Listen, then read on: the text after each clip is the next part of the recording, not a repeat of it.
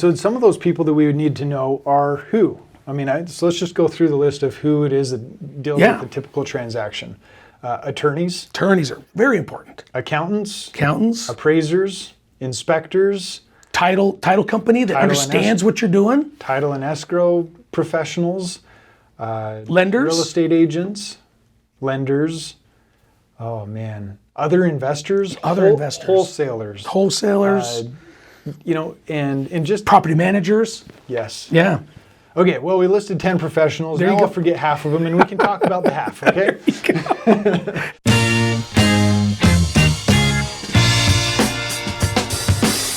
Welcome back.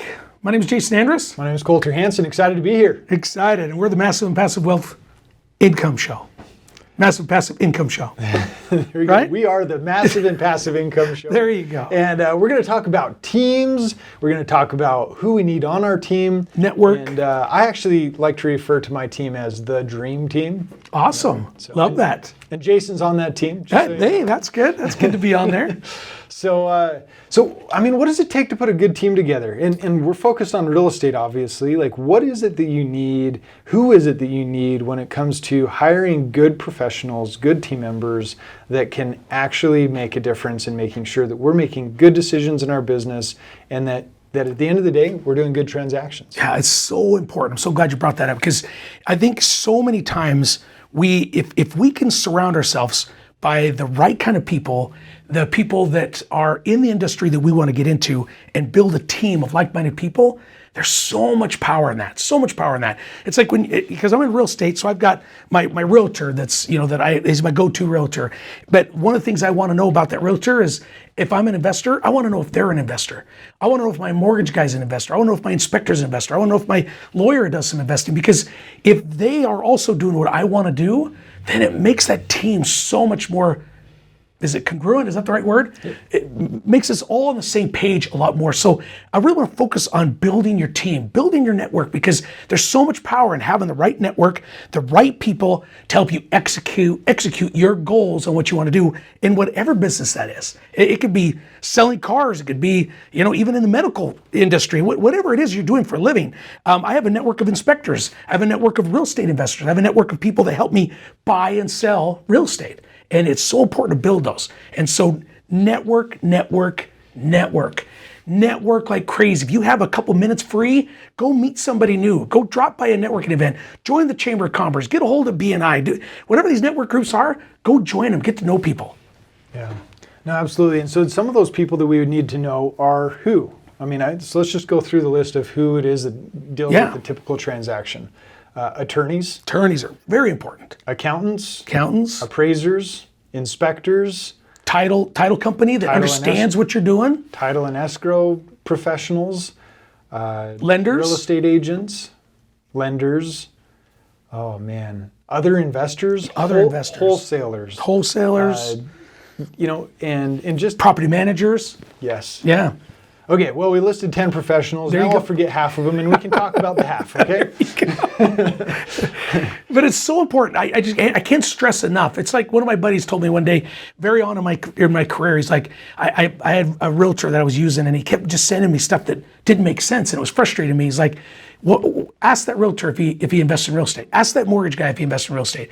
And when I found out they didn't, he's like, it's like taking advice from a fat doctor, or taking advice from a doctor who's smoking a cigarette and saying you really ought to stop smoking. It's really bad for you. Now, not totally the same, but kind of the same. If you're trying to be an investor and trying to find investment properties and have somebody send you investment properties, you want somebody that is an investor, because he's going to look at it a little differently than just a person that just wants to make money on a transaction. And not that there's anything bad about them, but as you're an investor, you want to surround yourselves by other investors that are also in industries that's going to help you be an investor. Yeah, and I think that actually will trigger a limiting mindset in some people, because if they're thinking about all these professionals and like, oh man, they're investors too, well, I better not tell my real estate agent or my attorney or my accountant about this, because they might steal the deal from me. It's so true. People think that. And you have to get over that mindset. I cannot stress enough that it doesn't matter if you are trying to develop a widget or trying to get a real estate deal done, or you have this most innovative idea in software. You have to talk to other professionals about what is happening in your world. And you can't give all the secret sauce away. Yeah. But you're not giving all the secret sauce away. If you have a property that you can go and get done and you have the introduction to that, you have the shoe in. Just because you tell your attorney, they have an ethical responsibility, and a real estate agent has an ethical responsibility, to make sure that you are complimented in being able to get your deal done. Yeah. And this idea, this limiting belief and this barrier that we put in front of ourselves to say, oh, but I can't tell them or else they're going to take it from me, that's okay. I mean, if you tell people about 10 of your deals and you lose one because there's a rotten person and they decided to steal your deal, that deal wasn't meant for you and that person shouldn't be on your team. There you go. Love that. You've just weeded it out. I remember when I very first got going in real estate, I didn't want to tell anybody what I was doing because I wanted to be the real estate tycoon of Idaho Falls, and I didn't want to share anything what I was doing. And I got involved with this company, and anyways, that I was getting educated from, and a guy called me on the phone, never met before. He's like, hey, my name's Gary. He said, I just bought into the same education you bought into. I want to meet for lunch. And I remember hanging up and I was so mad. No, somebody else is going to know the same secrets that I do. Now I'm not going to be able to do all the real estate. But I was very limited mindset. Once I started collaborating with that guy, my real estate experience, my real estate portfolio just exploded. And as we brought more people in that were like-minded, that wanted real estate education and wanted to get into real estate, it was amazing how much my network grew and how much my net worth grew along with it. Because they can't do all the deals. There's enough deals out there for everybody. You got 1,000 people in Idaho Falls that were all investors. There's enough to go around.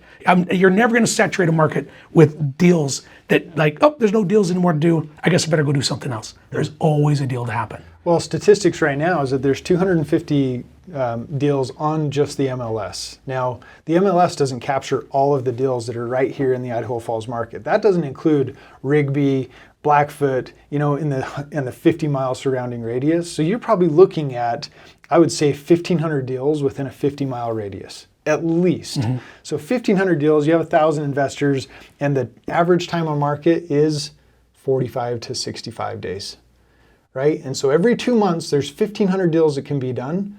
And if there's 1,000 investors, that's 1.5 per investor every 60 days.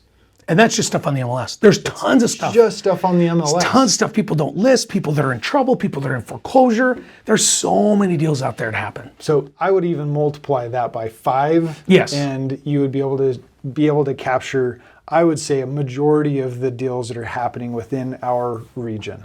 And then as your network grows, you'll find people you network with that have a deal down in Utah, have a deal in Boise, have a deal in Maine. I got involved with a guy in Maine through the community, and I'm in on a deal in a big commercial deal in Maine. I mean, something I would have even thought possible if I would have just kept myself and not networked and not got myself out there to meet new people and enjoy the benefits of having a network of like-minded people. Yeah.